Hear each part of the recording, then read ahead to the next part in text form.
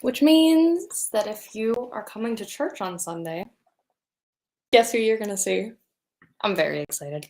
I flew in last night. I didn't go to bed till 2 o'clock in the morning.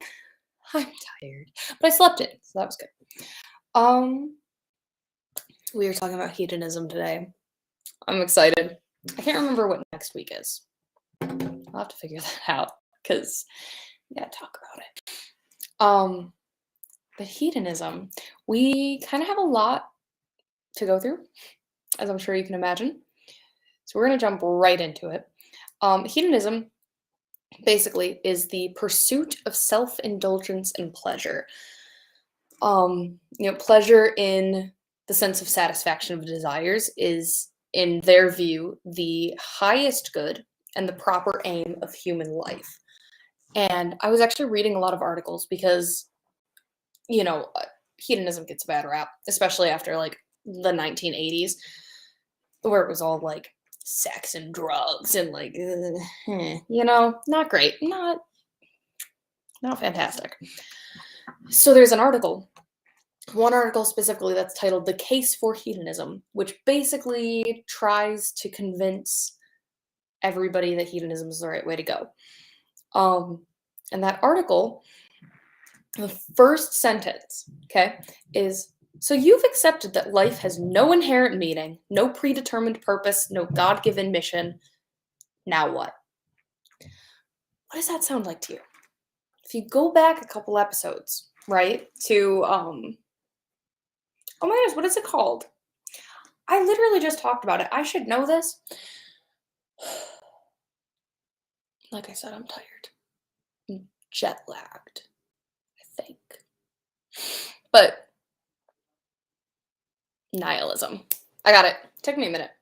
I was thinking relativism. Oh, relativism is next week. Nihilism was 2 weeks ago. So it sounds like nihilism, right? Then nothing matters. Who cares? But obviously, nihilism is not a very fulfilling philosophy by any means. So now that you've done nihilism, according to this article, you've accepted nihilism. Now let's go to hedonism to make you feel better. So the answer proposed to their question of now what is, if every individual is truly free to shape their own life, then they would want to live a life filled with maximum pleasure and minimum pain. And they add that this is the basic principle behind hedonism. Which, yes, it is. But like, guys, as Christians, we actually only kind of reject this. And I'm saying that carefully, but hear me out. We reject worldly hedonism, right? We reject the notion that man-made or worldly pleasures are ever going to fulfill you. It's not going to happen, right? Thanks, Ecclesiastes, for pointing that one out. If you guys remember that one from the nihilism episode, it's not going to work. You can have every single thing that you've ever wanted, and it's not going to be enough for you, ever. John Piper, who is a Reformed theologian, if you guys know who Timothy Keller is, he wrote a bunch of books. He's a great author. Very similar doctrines between Timothy Keller and John Piper. But John Piper proposed Christian hedonism, which sounds wrong. So let's talk about it. Pleasure is just a feeling of happy satisfaction and enjoyment. So how does one pursue that? They pursue it by seeking out that which fulfills them and brings them joy, right? You find something that brings you joy, you're going to go get it, and it's going to make you happy. That's pleasure. That's why I've got a glass of apple juice, because I love apple juice. I don't have any apple juice at college. I don't know why. I could just buy apple juice. Anyways, it's a tangent. But so how does that pursuit of pleasure translate to God, translate to Christianity? The way that John Piper explains it basically is you're going to replace all of the worldly things like money, which is a huge one, power, all of that kind of stuff, with God, right? So you're going to take All of that, throw it away. You're just going to pursue God. Because we know, again, worldly pleasures are never enough. You're never going to have enough apple juice. You're never going to have enough money. You're never going to have enough of anything except for God. C.S. Lewis was actually on board this train. And the way that he put it, and I actually find this quite interesting. He says, "It would seem that our Lord finds our desires not too strong, but too weak. We are half-hearted creatures, fooling about with drink and sex and ambition when infinite joy is offered us, like an ignorant child who wants to go on making mud pies in a slum because he cannot imagine what is meant by the offer of a holiday at sea. We're far too easily pleased." Which honestly is kind of a good point, you know? I mean, you look at us as Christians, look at me.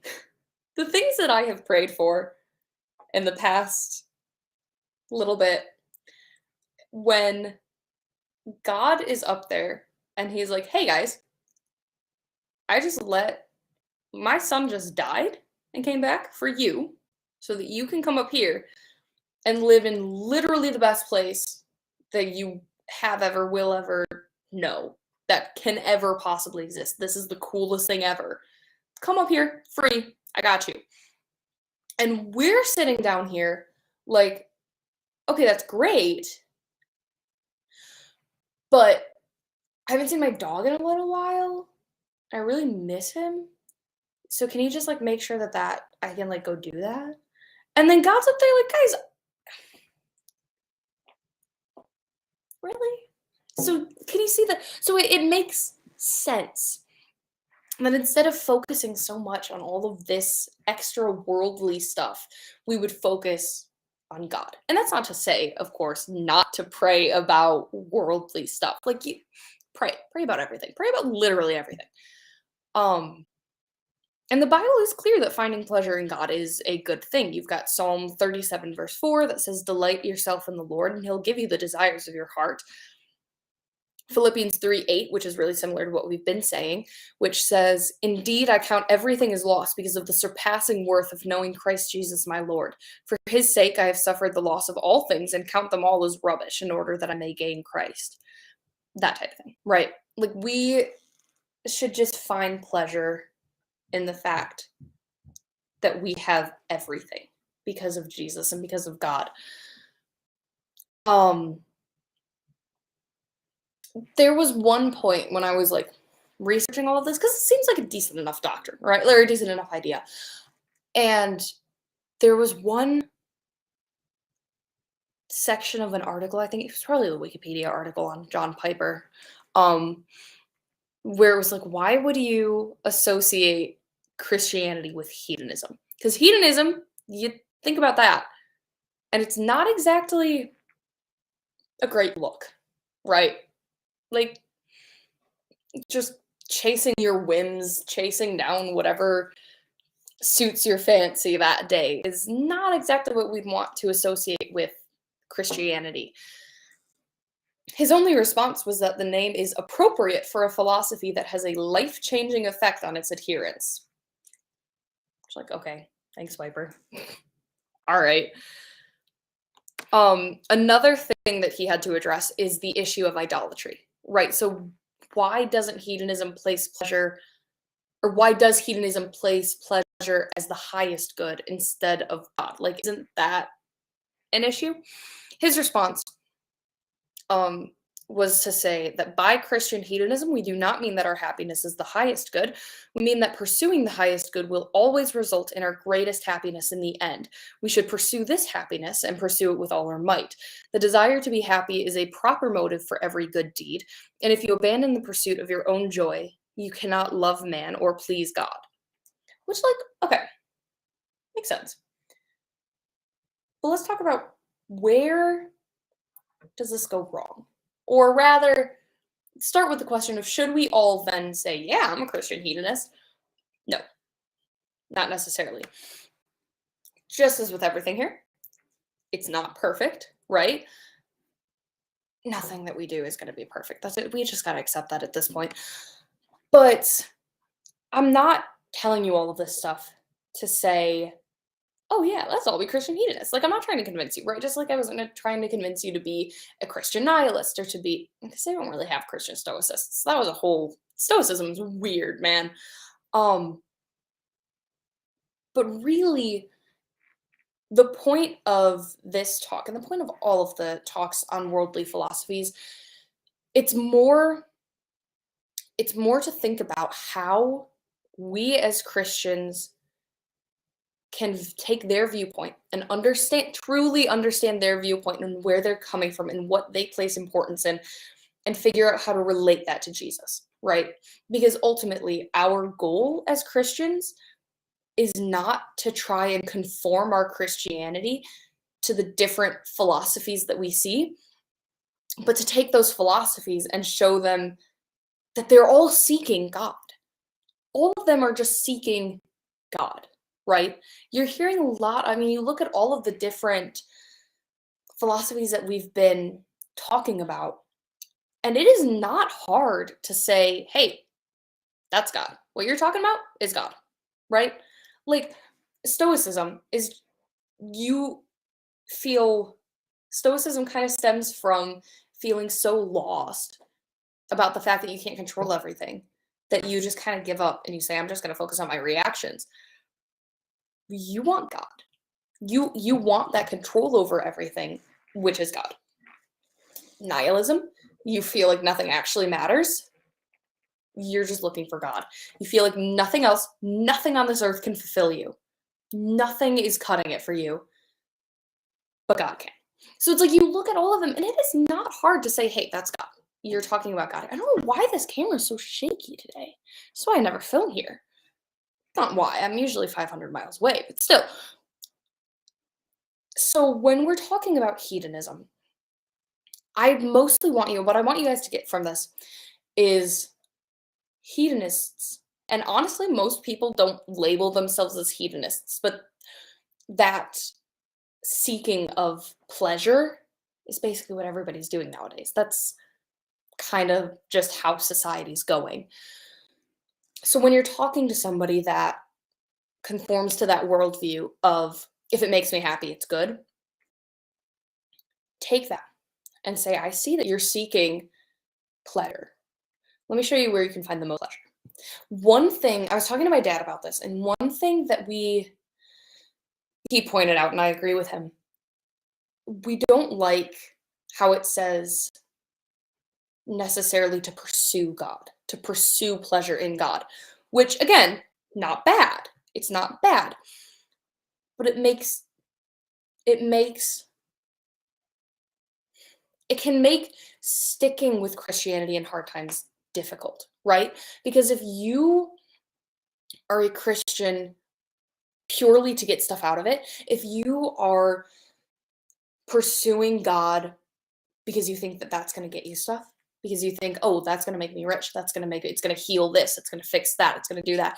While it can, absolutely it can, that is not why you should be pursuing God, right? And that's kind of just the prosperity gospel now that I think about it. Prosperity gospel makes me angry, but pursuing God should be flipped, right? Let God pursue you. Don't run the other direction when he's trying to, because he will. That's the thing that he promises in the Bible like a billion different times. He will pursue you. He wants everybody to be with him, right? It's why he sent his son to die. And when you just let him pursue you, you can't really mess that up. If you are just sitting there and you're not doing anything about it, then you can't ruin it. And God's going to make sure that he can come to you. And maybe that's not exactly how my dad said it. So, Dad, if you're watching this and you're like, that's not what I said, comment below, fix me. You know how it is.